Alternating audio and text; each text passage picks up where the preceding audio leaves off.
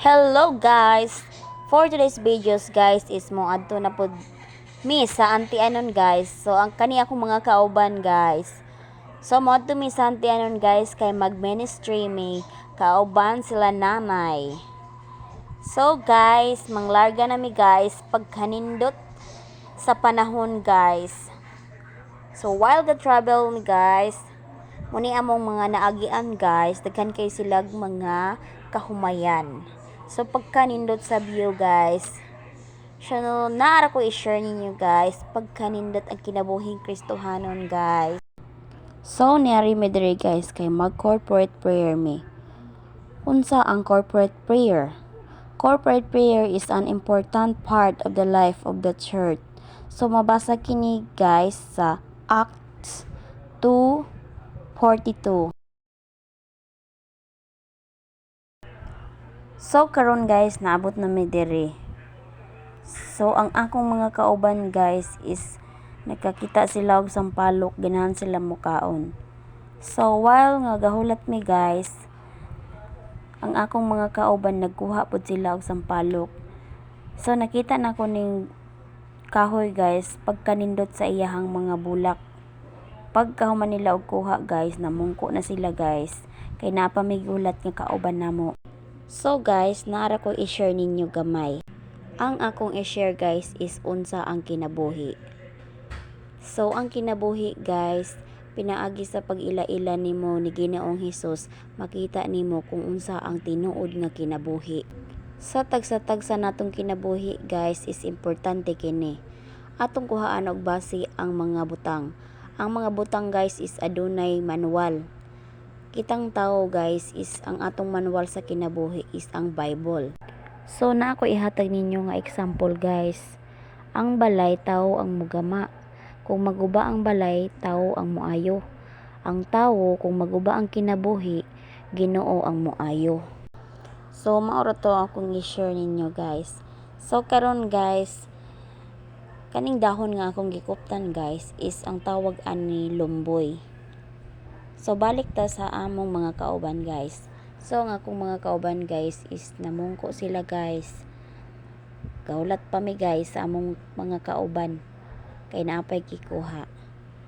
So karon guys, ako galakaw-lakaw ko guys kay pagkanindot sa ilang mga saging diri nga nakita nako. So kay probinsya naman ko guys, namangha ko sa kagandahan. So while galakaw ko guys, gauna-huna ko guys, gimingaw noon ko sa amoa. So guys, mo na ni akong mga kauban guys, kay naabot na to among gihulat. So nang lakaw na mi guys, kay layo pa ni among lakon. So nakita ninyo guys, pagkanindot sa ilang bukid diri guys, peaceful kaayo.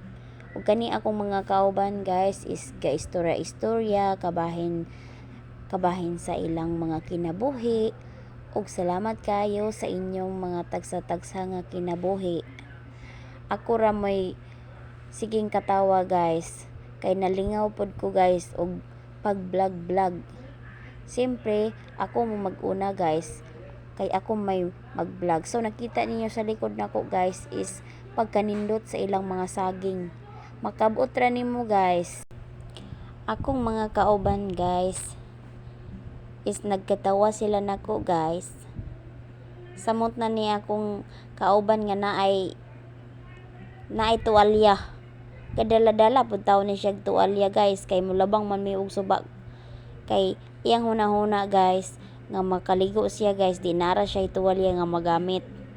So karon guys, kita ninyo guys pagkanindot sa ilang lugar. So ang gasunod nako guys is ang akong kauban pod guys. Magkatawa man pod ko sa ako ang vlog guys.